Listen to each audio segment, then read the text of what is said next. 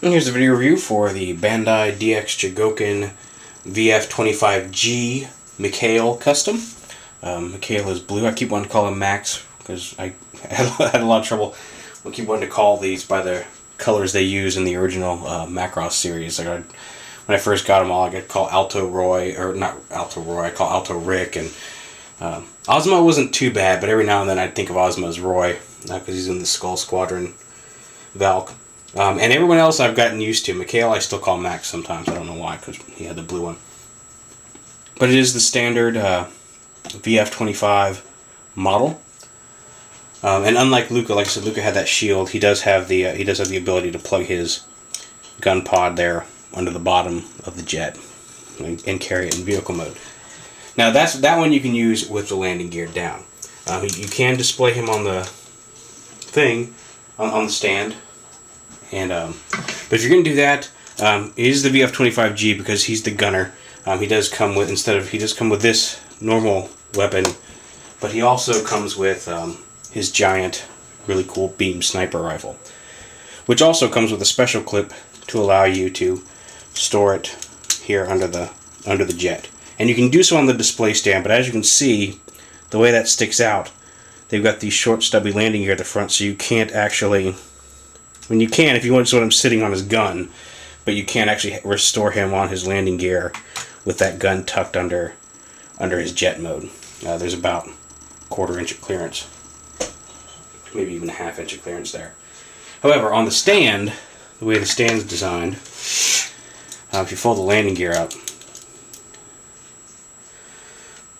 this is one of those instances where you really want to flip this piece out first.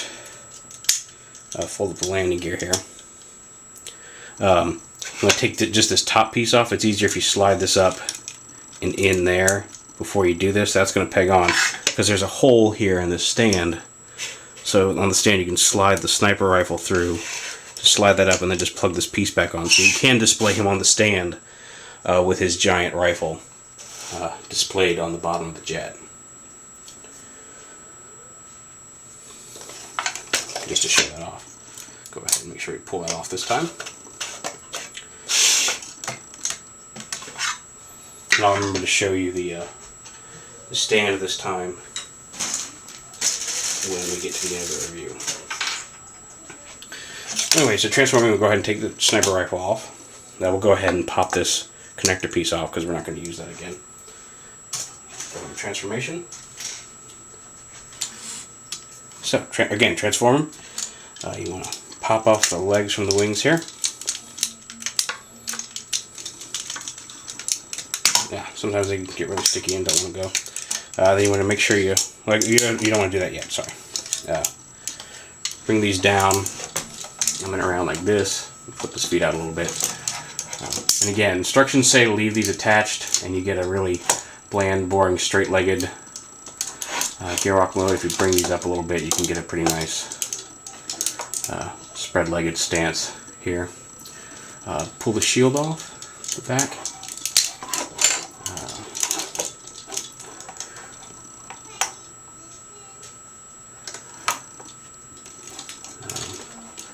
Bring the arms around. Do that. Plug the shield on. And bring the other arm around. All the way around and down. And then flip the wings down. Again, there, like I said, you can get a semi-decent gerwalk mode out of the whole thing. His feet support him. So I bring that all the way around forward. And again, gerwalk not the most steady, not the best of the 3 modes. I don't know what this is not catching here, but he's not going to cooperate today. Gerwalk is very finicky. There we go. And so you really have to kind of fiddle with it to get it to stay, but you can eventually get it to stay. I think it looks a little better if you angle the wings up just a little bit. So there you go. There's the gerwalk mode. And again, going on to robot mode, I'm going to open up these panels and flip in these wing tips. go ahead and extend the ankles, which again, out there, that hip armor does like to pop off. And again, a lot of the stuff that's popping off here, everybody who's reviewed them has had that pop off. So I feel less bad about having stuff pop off when I know that it happens to just about everyone who reviews them. Even over at Collection DX, they were talking about how that pops off. So flip this up and get this done. There we go. And then plug this in right here. And then again, you want to kind of bring this down, pop his head up a little bit, get a grip of it, pull it straight up like that. Now bring this whole panel down, turn his head around, and then bring this chest piece up, and then basically this cockpit part, whole section rotates around under that, and bring that down, plug it on, pull his head up, now bring the wings down. Just want to make sure everything pushes together as much as it can. I'll come around, fold the wings down, fold these down, fold these back a little bit. And there you have Max in unarmored, standard Battroid mode. And like I said, he does come with that awesome sniper rifle. And they do come with the, you get 6 individual hands here. And then I didn't get any of the ones I wanted in that. Maybe I did. Oh, I did that one. And this one. Again, you do have to switch them out for different action poses. You do have to have these flat ones in to be in fighter mode, because those are the only ones that will fit. But he does have open hands like this, open fists, and then closed fist, one of each for each side of his body. But I like, one of my favorite poses for him is a pose like on the box, which is how we're going to set that up. But you can get lots of range of motion on these guys. Very nice Battroid modes here. Look like that. Like I said, he comes with the standard gun pod, which Gatling gun, which you can extend and fold down and make into a rifle for him. He also comes with. They all also come with this little, kind of silly, but a little knife that they can hold.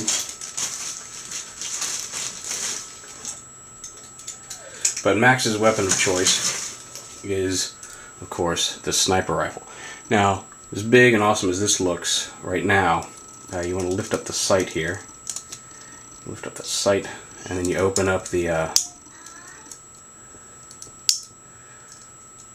these little spines here. Then you open up the ones on the front. He's got this really awesome little beam sniper rifle here. Which is really cool.